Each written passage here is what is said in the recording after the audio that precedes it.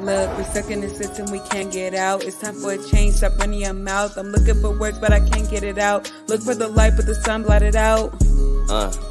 Hold on, let me hop on the beat. Cause social injustice and prisoner mindset is something we gotta defeat. We idle these hoes and wear all these clothes with shoes that can't be creased. Steady looking for substance and change, but we searching all up in these streets.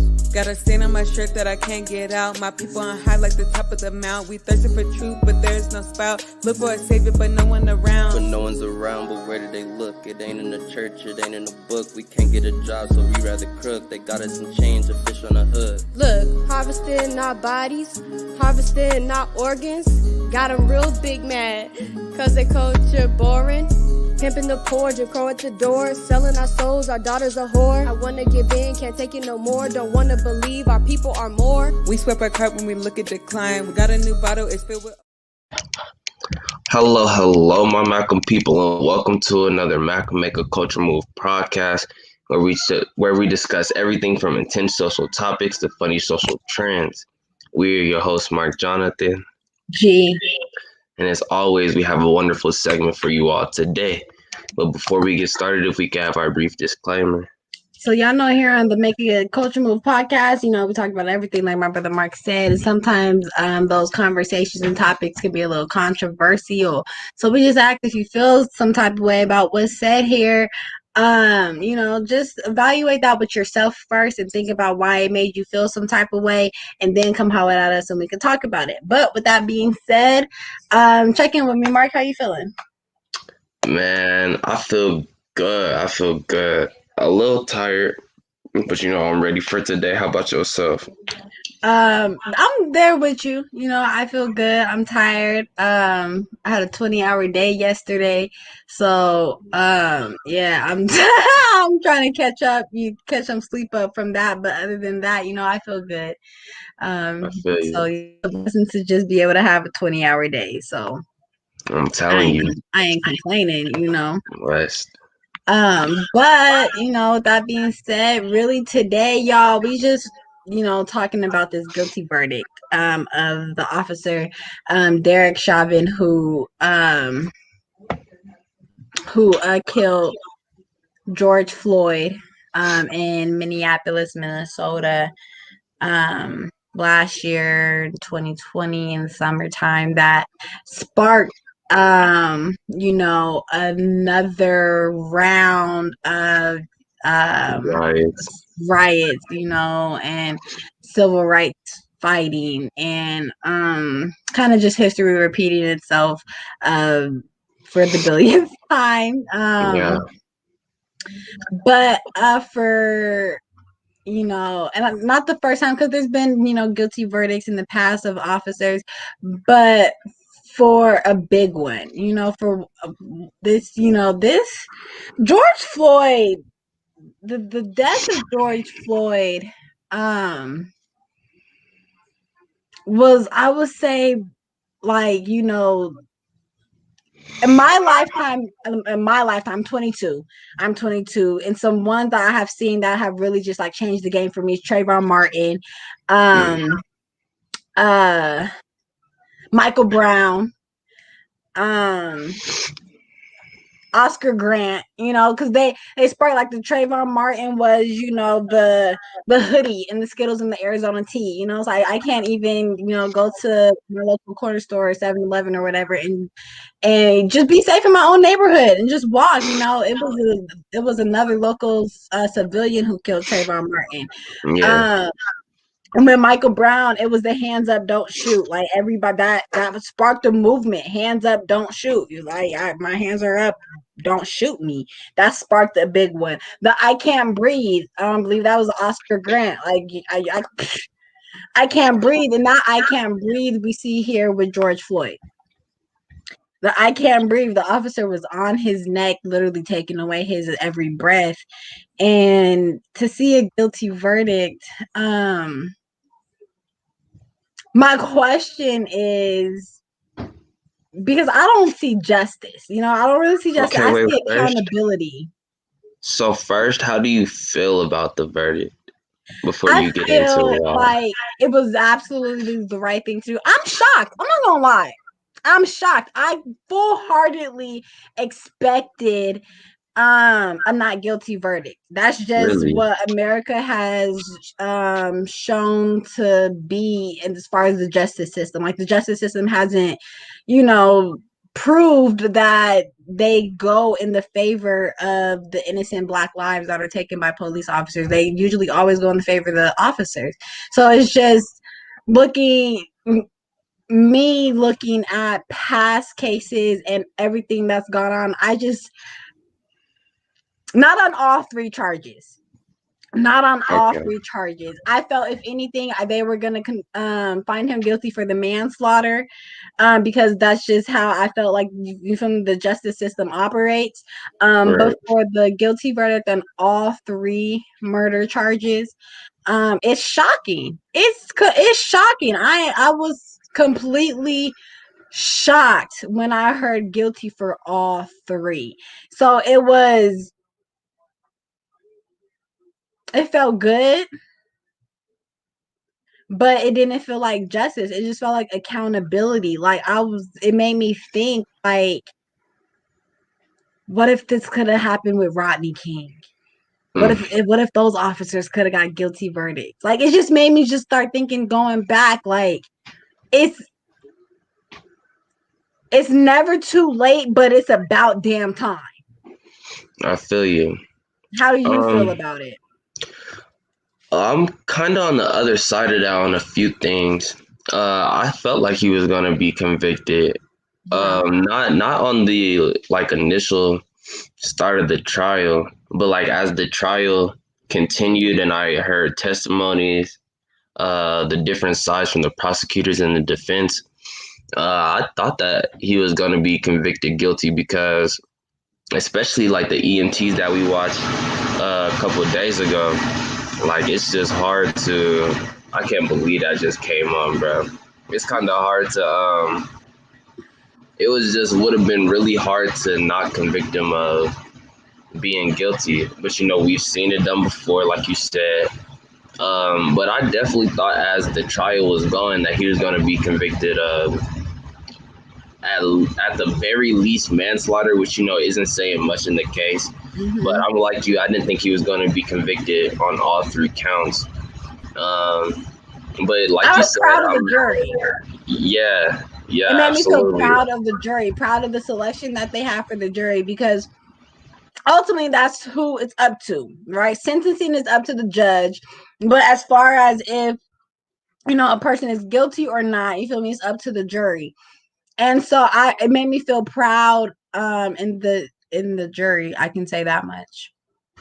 absolutely. And as far as what I think about the verdict, I also feel like it was like a sacrificial lamb type of deal. Mm-hmm. Like almost like they had to convict him to calm the storm. Like I was talking to E Huff about it on the Coming of Age, and Mm-hmm. we talked about this idea of calming the storm.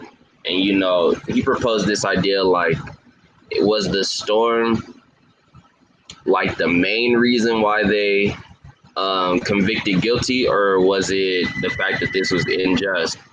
And I Mm-hmm. think it was definitely more of a means to calm the storm than it was Me too. to be or to be proactive against injustice. You feel me? But how you think about that? I agree with that wholeheartedly. It was, I mean, when you go back, okay, because I watched the trial, and stuff, and so thinking back at the beginning, they weren't gonna charge him with all these charges. Even he had way fewer charges in the beginning, um, and it was due to the uprising and the rioting, that and sparked for the DA to up the charges. Um, So, I definitely don't feel like this was justice. I feel like it was accountability. They knew he was guilty. That's why they offered the settlement.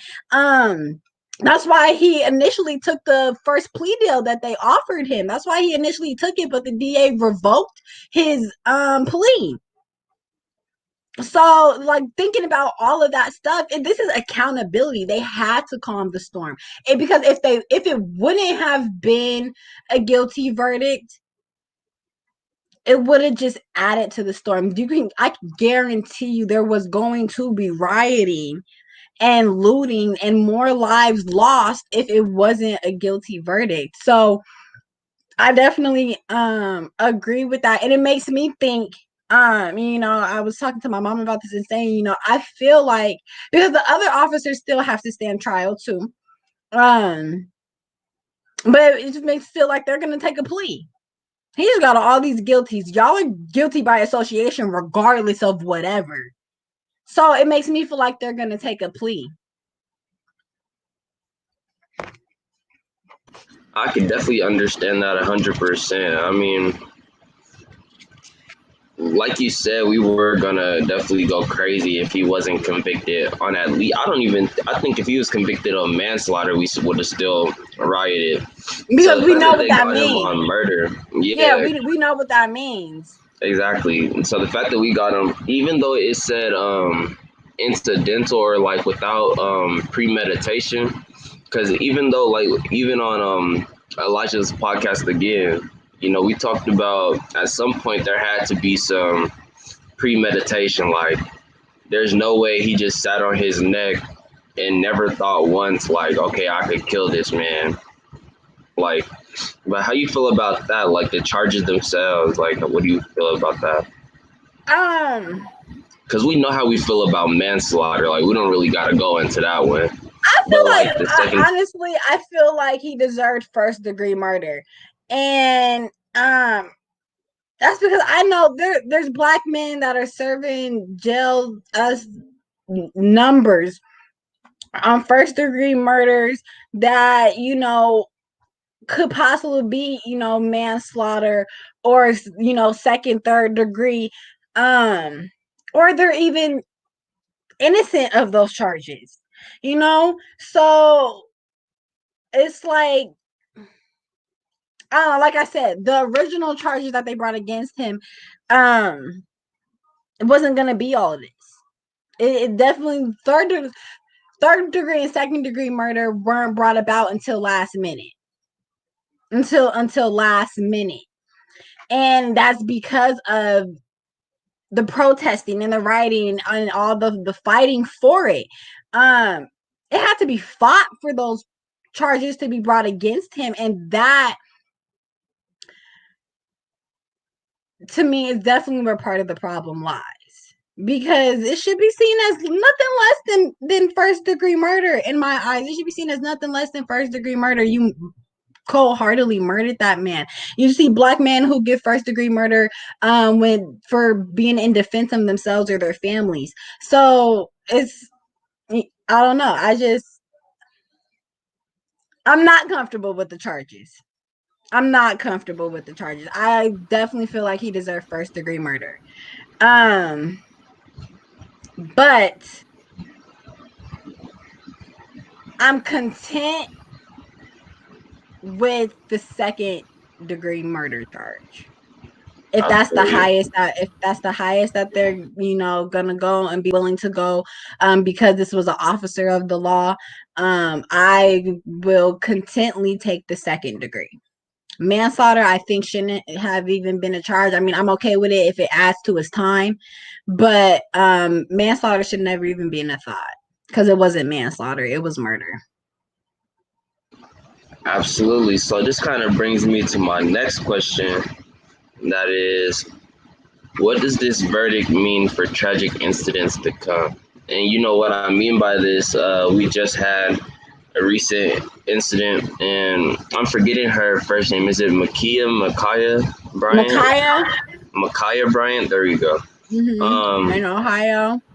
yeah. So we just, and I saw the whole video of that incident. A little conflicted, but like incidents like that, right? What does this past verdict mean for um like incidents to come? What do you think?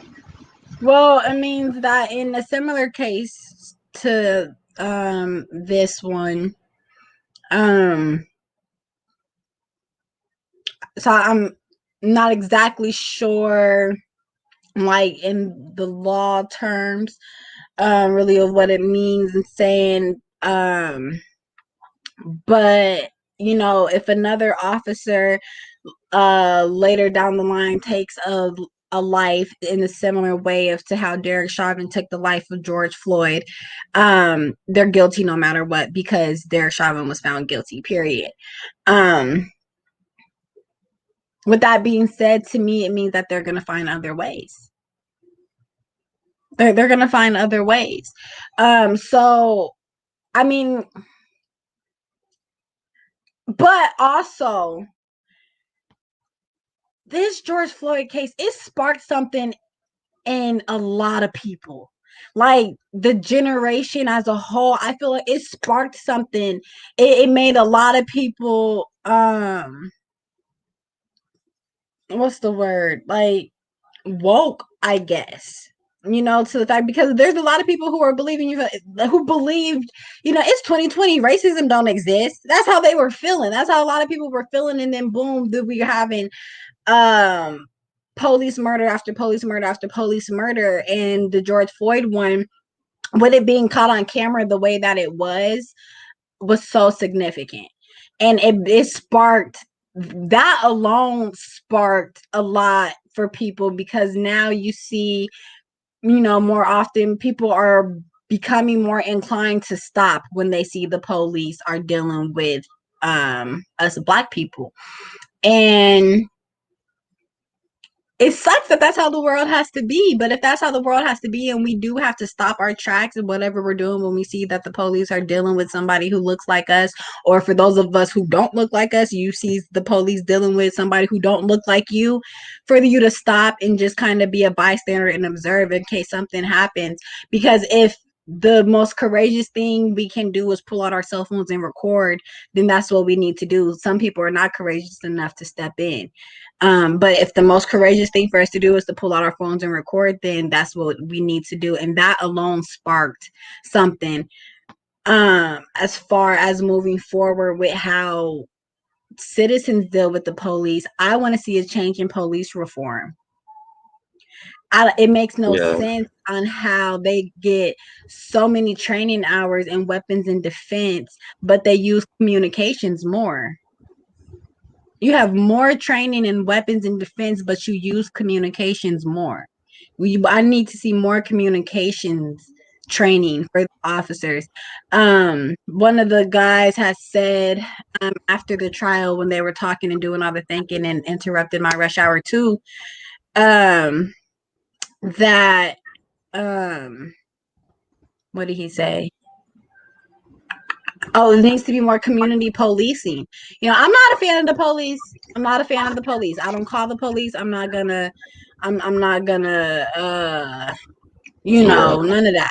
You feel me? But I do hear about, and I remember when I was like a young cheerleader or whatever, and the police used to, police around the community. It was really nothing.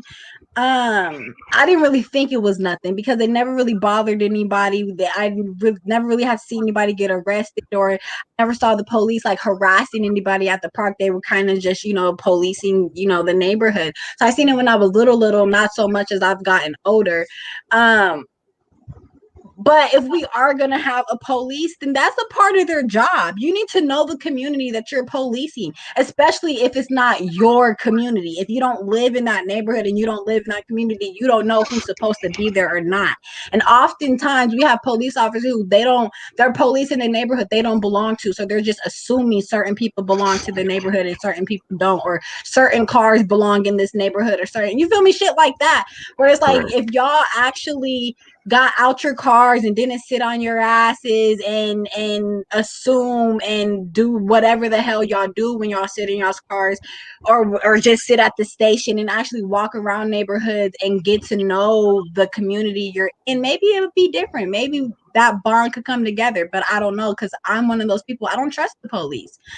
I see the police and I see bad cop, bad cop, bad cop, because that's they fit that description. That's all I ever see is bad cops. Exactly. Nah, I mean, I definitely agree. What I think this verdict means for incidents to come is exactly what you said initially. Like, just like the way that the court systems like pan out, like they use previous occasions to basically be like a guideline for future altercations. So, almost by law, how I at least think it goes, they would have to convict almost parallel to what we seen today or a few days ago, my fault. So, hopefully, I hope this means, and I use I hope because it could definitely continue to go as we've seen in the past. But, I hope that police officers will almost use, I'm not going to say discretion because that's what they've been using.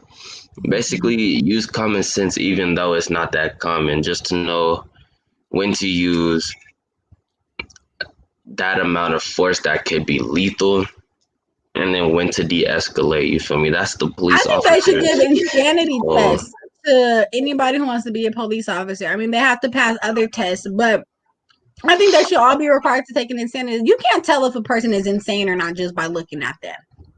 True. But if you give them an insanity test and you tap into really what's going on in their brain, you can see certain people should not be police officers, just period. Just Or at period, least, because something will happen where it'll trigger something in their brain, and that's what's going to cause them to become a bad cop. or at least test their ability to de-escalate situations. Like that guy that popped up in our podcast, I don't know, what was that, Friday or something like that. He talked about the ability or the inability for police officers to make split decisions. And for me, it's as simple as don't be a police officer if you're not able to make those split decisions. Period. But even in this case scenario, this was not a split decision. This is literally 9 minutes of time. Like, and even there's time before it even got to that situation. So I wouldn't even, I just think you have to test police officers' ability to de-escalate situations because that's in their job description. They're here to protect and serve, not murder. That should be things you test for it, no doubt. And then should I even go as far as any racial backgrounds? I don't think they should be allowed to carry guns. There's a country that doesn't have guns, like their police officers and all that. Italy, maybe. It's one of them, but yeah. But I don't think I wouldn't be opposed to it. I get that being a police officer is a dangerous job and they deal with people who, may have, guns and other weapons of that and the third. You feel me? I'm not opposed to police officers wearing bullet vests. Wear a vest. You feel me? Wear a vest. But honestly, those rubber bullets that they have hurt like hell. And it can knock somebody out. And they are lethal also. If you hit somebody with it in a certain spot of the body, to hit an artery, whatever, they can be lethal. I think the rubber bullets are enough. They're not as lethal as the actual bullet. They're less lethal. They're less lethal than an actual bullet, but it'll do the damage you need done to disarm somebody. I don't think they need to kill. I don't think that they should have a license to kill. Or even with that, like, how hard is it to approach a situation with your taser out? Right. Like, it's really that deep. Like, if you feel that threatened, a taser on most people will be more than effective. It'll stop them in their tracks. For real, there's even like a process where officers go through being tased just to know what it feels like. Yep. Like they should know good and well that will stop somebody. Exactly, but it's almost like every scenario is used with a gun. Like they don't have 5-6 other gadgets on their belt. Tase and handcuff. And tased more and often than handcuffed. not, they run in groups of two. They have a partner, so they're meeting almost every scenario with backup. They have a radio for backup. Like there's Absolutely. multiple ways to handle the situation besides using lethal force. Now, something that that guy did say is that there have been occasions where officers are being shot at and stuff like that. And I can agree with that and I can get behind that. But at Right? the end of the day, they signed up for it. Nobody woke them up Forced one them. morning and was like, "You're gonna be a police officer." Like, nah, they went through years of training. The lady officer that was 26 years on the job screaming taser. like Taser. come on, these people are. And then the video we watched the same day of the white officers dealing with the white man that had a gun on his hip. Like, we know that they're capable of handling a situation where everyone goes home at the end of the day, or at least is able to see their families. But we just don't see that. We just don't see that in Black instances. We don't. And that's what needs to change. The approach that police officers have with Black people, period. And that brings us to, is recording enough? Mm. Is recording enough? I mean, quite simply, I can answer this just with a simple no, because, like I said, in the coming of age, like, we could be sleeping, they'd shoot us. Mm-hmm. We could be recording and they'll kill us. Mm-hmm. We could be in our home clothes and they'll kill us. We could be taking out our garbage. We could be just walking. It Recording doesn't matter. isn't enough, but then that We kind could of be leads 7 to years the old taking question. a flower Yeah, at the bus stop. absolutely. You can have a toy gun playing around and they'll kill you. So no, I mean, recording isn't enough. But that kind of leads to another question, like, what do we do? Mm-hmm. And I guess this would be a fun time to introduce an idea that Malcolm has been having. But basically, set up stop areas where if you are being pulled over by the police, you stop in this area where there's just a group of people outside to watch over your altercation. Protection. I wouldn't even call it an altercation, but like, just watch over the police stop. You feel me? And it's not in any way to be intimidating to the police officer, because clearly we do that just by being Black, but it's to protect Clearly. our own. So what you saying that? So it kind of the police to me is kind of like the mafia, like the mob, right?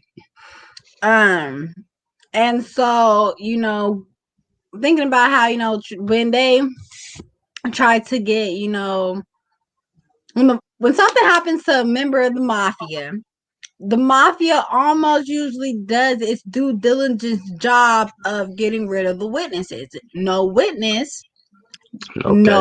no witness, no evidence, no case. No case.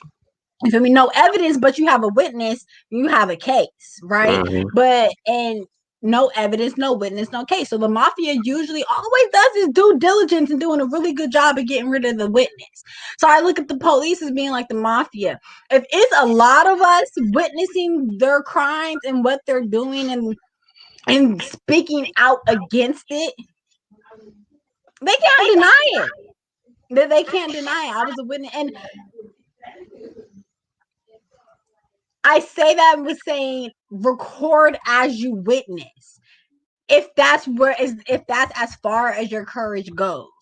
Some people's courage goes far enough to intervene and step in. Because we've been witnessing forever, right? We've been witnesses forever. And we're now speaking out on it more and more and more and more and more. And the more we continue to speak out on it, the more we don't give up on voicing how this shit is wrong.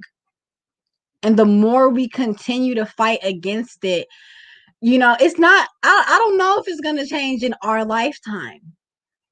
And I'm okay with that. But I do know it's bound to change. If I had it my way, we would, as Black and brown people, move, take over like the South and East part of America and fight for sovereignty against the United States. That would be ideal for me. Like, that would be so ideal. But yeah, that's how I feel about that. I mean, even to just add on a few things, like most police officers, if not all, it could be all, but already have a body camera and they're still killing. So it's like, that just goes to show you, like, recording the whole process isn't gonna stop nothing. Yeah, and with that, I believe it's supposed to be illegal for them to turn off their body cameras, yet they still do, and nothing ever happens. But as long as they're on duty, their body cameras are supposed to be on. Period. As long as they are on duty, their body cameras are supposed to be on. And oftentimes, many times, most of the time, there's no body cam footage that can be shown with it. When it comes to, and it's crazy you think about it, but it's usually only with the killings of innocent Black people. Because you find videos from officers' body cam footage of them of all types of stuff. There's one of my favorites is these officers giving the drunk test to this guy, and those ones are funny, but those ones are always on. You can always find a video cam or a body cam footage from a police officer arresting drunk people. They're always on in those incidents. But it's like, how do they get turned off, or how is there no body cam footage when there's the killing of an innocent Black life? I mean, sometimes they just don't release them too, and sometimes they don't release them, and that's a problem, because that's also public information. Should be, at least. Yeah. So if it's not public information, then what is so gruesome on that tape that y'all are hiding from us? Now we can't see, because we should be able to view that. Period. Regardless of whatever the crime is, we should be able to view that so that we can know what the hell happened. So it's, recording definitely is not enough. It's more people being willing to record, but now we need that. What's the next step after recording? What do you do after you record? What's the next step? How do we get proof outside of the recording? Because obviously the recordings are not enough proof. Like, honestly, and I don't know, I feel like if it weren't for some of those testimonies that we got for the George Floyd case, I don't know if it would have, validated the video enough. I don't know, because to me, from jump, the video was all the proof we needed for a guilty verdict. And in my opinion, that's really all it should have took, was the video. But it wasn't enough. They had to have bystanders' testimonies, and then it was the testimonies of the EMTs. It was the testimony. Flip the scenario and say, like, this is a Black man, not a police officer. The video would have been enough to convict him on murder off rip. Like, off rip. For sure. You feel me? But no, you definitely bring up a valid point. But that kind of leads us to our next question. That is, do we need the police? And I'm gonna say yes, but in the one scenario that it's our own people policing us. But as it is now, it's hard to say that we do, because they do more harm than good, it seems like. And there's no real trust or compassion on either side. So it almost always is gonna breed conflict. You feel me? Like if I know every time I see a person, it's just gonna go from bad to worse, then I'm gonna make it, a point to not see that person. But I don't know. I feel like until it's our own people policing us, it's gonna be hard to see a need for them. Or at least, I don't know, at least until they get better training. Or that get a unbiased, or at least approach a situation with the intent that everyone should go home, or everyone should be able to see their family. Like until that concept is drilled into their head or something, like everybody leaves alive, it's hard to see a need for them. Yeah, I kind of,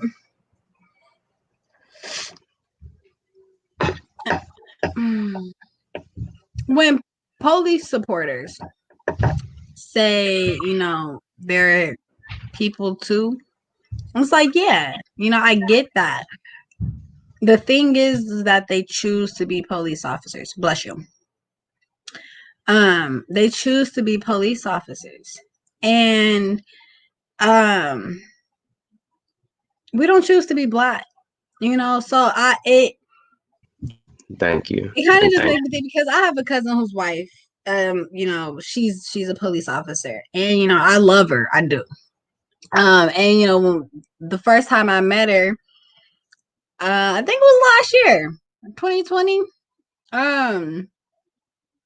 might have been 2019, but at a family function, and we all medicate with the pharmaceutical of marijuana. And so, before we have participated in our medicated activities, we had, checked with her, like, are you the police right now, or are you? Cause she was like, y'all good, y'all cool. But, it just kind of makes me think,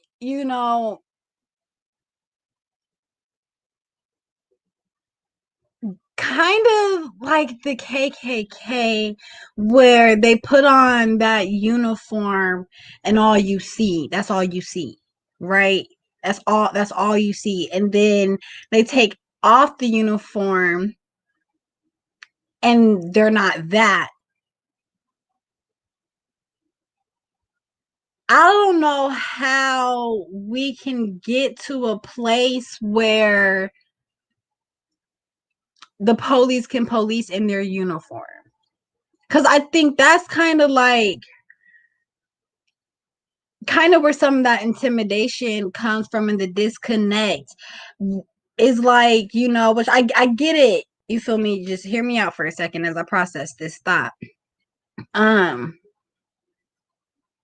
can't humanize a police officer when they're in uniform, because all I see is the police. And in my mind, the police is bad news, because that's what they've proven to be in the situations that I've seen. So, but if the police, like Bro Mark was saying, looked like us, and was us, if the police showed up like Black Panther showed up to police the communities, I'd see it a little. I would see protection. I would see protect and serve and be there for my community. So we gotta, if America wants its citizens, most importantly, the Black and brown citizens, to have a connection with the police officers, something needs to be reinvented completely. Because police officers initially, before Black people ever became police, a part of America policing, it's like they hunted us. And that's how it still feels, is that they're hunting us. And now you see Black police officers. Now it feels like Black police officers are hunting us too. And that's not how the feeling should be. I should see a Black officer and be like, cool, okay, y'all, the officer's Black. We good. Kind of like how I do when I see, how we should feel when I see female officers. Sometimes the female officers are the worst ones.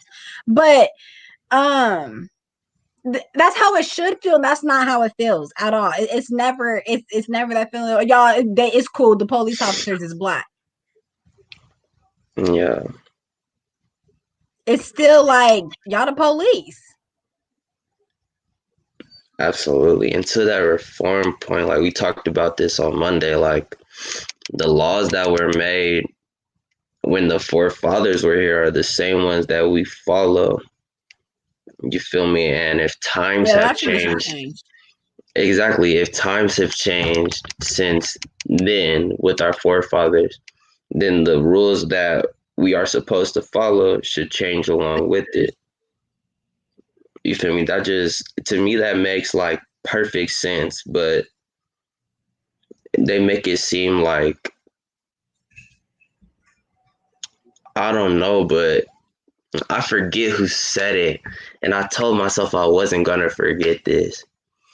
But a system cannot protect those it wasn't built to protect. Period. And they can't, and they don't know how to protect us. So that's that movie, American Skin, and if any of you have seen it, it kind of speaks to that a little bit. And talking about how the police system and the entire police system does not have the protection or the lives of Black people at its best interest. But yet, they beg us to participate in the military, and put our lives on the line for this country, and still don't view us as equal partners to them. And so, the whole justice system needs to be revamped in a way of thinking, how do we protect everybody? How do we protect everybody? U.S. citizens, people who live in the United States. Period. Anybody who, because honestly, it's not America's job to protect anybody that wasn't born here. It's not. Because when you go to another country, it's not their job to protect American citizens. But as far as American-born citizens born in the U.S. of A., you got a birth certificate that says you was born here, a social security number attached to your name, then it should be the responsibility of this country to protect you, regardless of what you look like. Regardless of what the hell you look like. That shit shouldn't matter at all. It should just be about, was you born here? Can you prove that you was born in America? That's it. That's all I need to know, is that you can prove to me that you were born here. And with that, even still, if you weren't born here, but you have citizenship, can you prove your citizenship of America? And if you can prove your citizenship, then it should be the obligation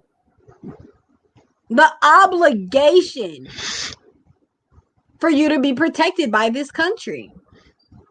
Exactly. And just talking about what we talked about earlier, you should approach every situation as if you don't know first whether they are or not American citizens. So you should just treat that as an equal split. Like, okay, my job is to make sure that you go home or you stay alive in the situation. And then after the process where you figure out all that other information that besides citizenship and all that, that's where, that's out of our control or whatever. Right. But approach the situation first as if you want this other U.S. citizen to live. To live. And it's just that simple. Because honestly, it's nobody's responsibility or nobody's job to choose when we die. That's up to God.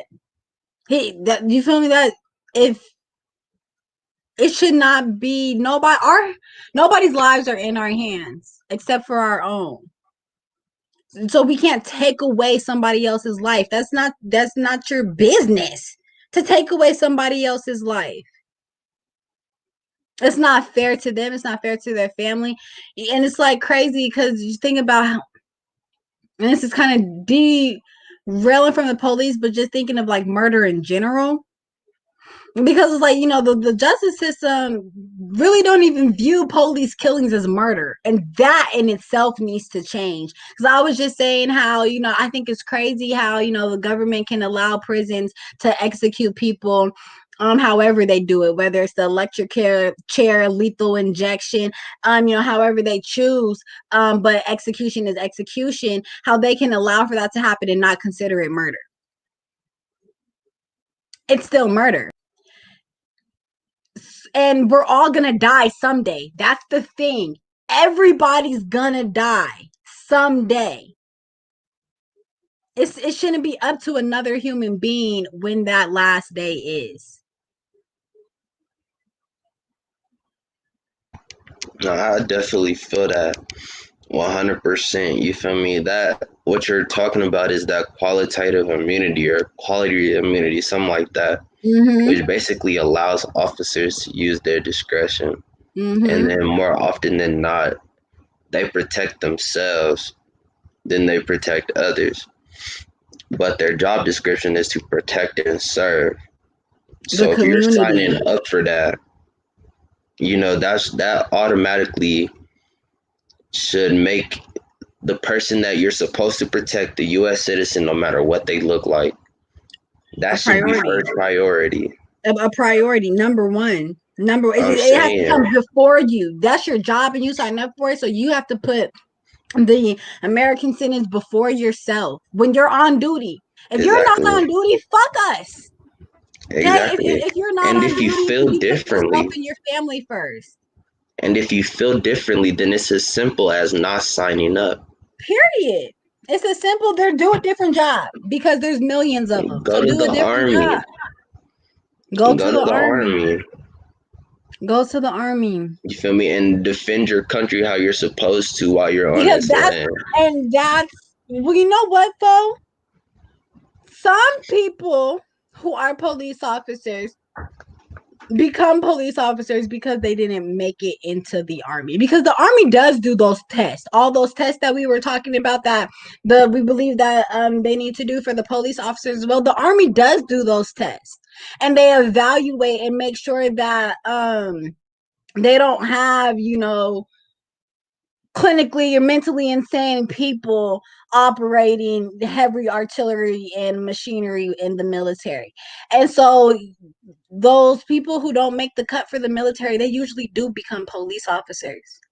And then it's that grudge and that rage and that anger that makes them bad cops, because they're wishing I wanted to be in the damn military, and I'm stuck being a patrol officer. I'm a patrol officer and I wanted to be in the military, but they couldn't pass the test. If you can't pass the test to be in the military, you shouldn't be able to be a police officer. That's a good little guideline. But that kind of leads us to what will most likely be our last question. And that is, was this justice? Was this justice? No. Yeah, no. No. Yeah, I'm a flat out say no. It was accountability. It was not justice. Because justice would have been a quick and speedy trial, right? This happened in 2020. Almost a year ago. He should have been. They knew he was guilty. They knew it wasn't justice the moment they offered a settlement. The moment they offered a settlement, they didn't want to give justice. How much was it settled? 2.4 million. million? I think it was 27 million. 27. That right there took away all the justice that this case could have possibly been given. The justice that it deserved. That it was 27 mil. The moment that they offered that settlement, they knew that Derek Chauvin was guilty of his crime. 8 figures. They knew something was wrong. They knew something wrong, John. So no, this wasn't justice. And because without the protesting and the rioting, and I mean, this George Floyd influenced some heavy protesting and rioting across the nation.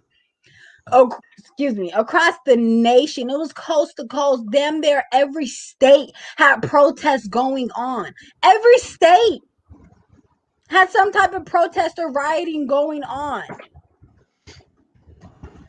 So, no, it wasn't just, and I'm telling y'all this, I don't know why, but this is just so Rodney King to me. But with a verdict. And with witnesses. And with the witnesses, because they had the video for Rodney King. They had that. It was proof. If you had eyes, you could see and tell that shit was murder, kill. And had that have been black people doing that to a white boy, they would have put him under the jail. If they made it to trial. Threw away the key. We would have never even heard about the black man's name ever again, because they would have made him a non-existent memory in America. So no, this was not justice, but it was accountability. And as they say, when you do AA, or any rehabilitation, accountability is the first step. When you can recognize and see and say that there is a problem and you take accountability for that problem, then you're ready to move on. You're ready to improve. You're ready to grow. You're ready to change. So I think America's ready. I think, and not all of America, but this new generation that the George Floyd incident sparked, because mind you, they're barely even teaching about Black history in schools anymore. So for some people, this was the first encounter of racism that they are actually paid attention to in their lifetime. Not that's happened, but that they've actually paid attention to in their lifetime, and it changed the game for a lot of people. So I just, I think a lot, the generation, our generation, the millennial generation right before us, and then the weird ass Z generation after us, we're ready to see America change. And I'm talking about us black and brown, the foreigners, from all the other different countries. We have our Africans who have been protesting with us, all the other different countries, because America got everybody out here. So I just really think that our generation,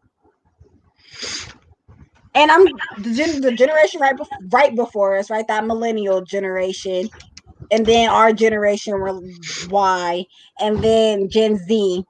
I think they're ready to fuck some shit up in America, and change some stuff, and really see some change, and really see some change and be about change, because now we are seeing Black judges and prosecutors and DA, and we're seeing that type of stuff. So it's, when Black people see that we can dominate something, we go full throttle, and we don't stop until we are in complete dominance of it. And so, I see people really wanting to fight to better our communities, and I don't know if it's gonna happen in our lifetime, but figure, even if it happens with, our great grandchildren, that's soon enough.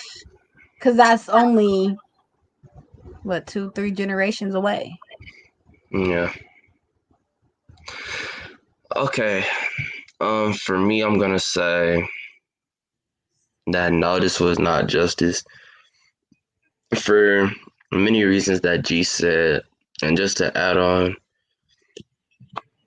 um, you know, Breonna Taylor's killer will still be free. Mm-hmm. Mike Brown's free. Um, I forget the man. Yeah, Ahmaud Arbery. Sandra Bland, Elijah Like, McClain.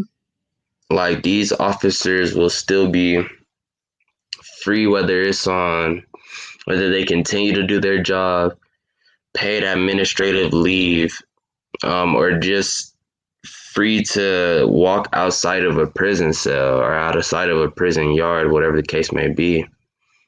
They are still free to, Still breathe. yeah. Or even if they have their life, this is not justice.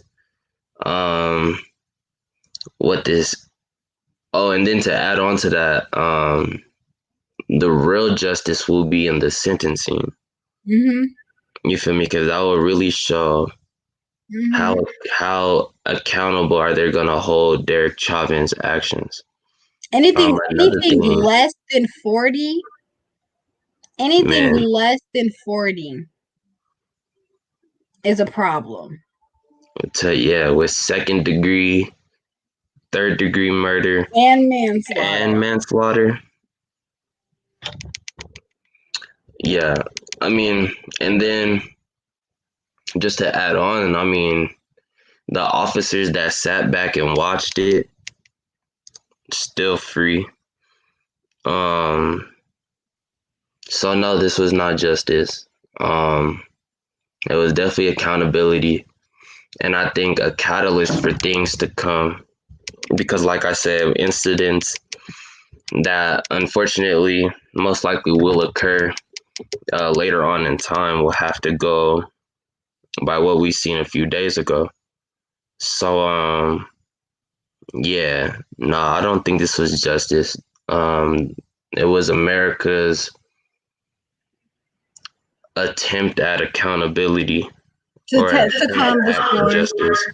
Yeah, but it was overall means to calm the storm, like you just said. See, but you can calm the storm, but if you don't keep controlled, it can uprise at any time. And the way to It can go control it is crazy at any reform, time. And the way to control it is reformation, reform. If we don't see reform, there's really going to be no change. And honestly, reparations, like, I don't think America understands. I don't think America understands the change that would happen if they gave Black people their reparations. I don't think America understands the change, and I think maybe they do, and they're scared of it. They're scared because they know our brain power and what we can do, and so to give us our reparations with that as well, would take over America in a blink of an eye. And the blink of an eye, if they gave us the reparations that we deserve. And I mean all of us, and including the elderly people who about to die. Start with them first because they've seen more and they've experienced more. And they've gone through more, and then pass those reparations down all the way to the newborn being pushed out of a mama's yaya right now. I think maybe they do understand what it would mean if we did get our reparations. I think they're scared of it because they know us in numbers, and then our brain power together. We are the superior race, No and doubt. they are intimidated by our strength, Skin color. and that's our strength in numbers, our strength in brain power, you know, our strength in general. I think, and once we as Black people begin to recognize really that that's all they're scared of is us being united, then we could unite. Absolutely. But this will conclude today's podcast. We hope you all enjoyed. We hope you all tapped into the Derek Chauvin trial. But with that being said, we'd like to ask you to please follow our social media platforms at Make a Chess Move, Make a Culture Move, our virtual art of storytelling, which is pushed to fall. So definitely look out for that. Watch some new stories on the YouTube. Yes, indeed. Which leads us to the next one, which is our YouTube at Make a Chess Move Macam.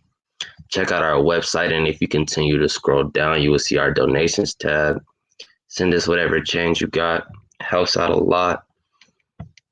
Our Facebook, our Instagram, our Twitter, and our Pinterest is all Macam303.